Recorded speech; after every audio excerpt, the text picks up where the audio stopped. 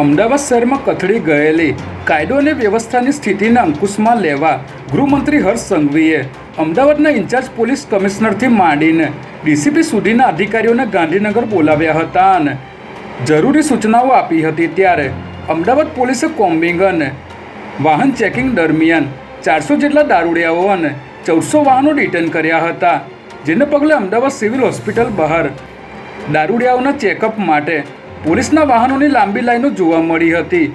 જોકે ગોમતીપુરથી દારૂ પીટેલી હાલતમાં પકડાયેલ એક યુવકનું શંકાસ્પદ હાલતમાં મોત નીપજ્યું હોવાનું જાણવા મળી રહ્યું છે।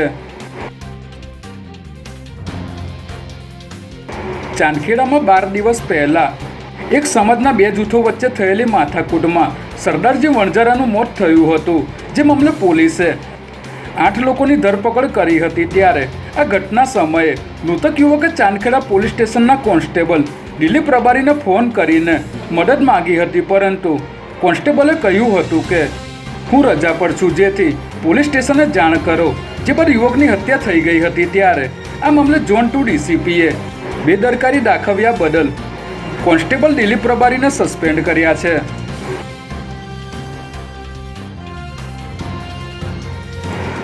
અમદાવાદના રખિયાલ વિસ્તારમાં રિક્ષા ચાલકે પોલીસની ગેરહાજરીનો લાભ લઈને 2 પૈડા પર પૂર ઝડપે રિક્ષા ચલાવી લોકોના જીવ જોખમમાં મૂક્યા હતા। ત્યારે કોઈ જાગૃત નાગરિકે આ શખ્સની કરતૂતનો વિડીયો બનાવી સોશિયલ મીડિયા પર અપલોડ કરતા ટ્રાફિક પોલીસ સફાળી જાગી હતી અને વિડીયોની ખરાઈ કર્યા બાદ પોલીસે આ મામલે ગુનો નોંધી આરોપીની ધરપકડ કરી છે।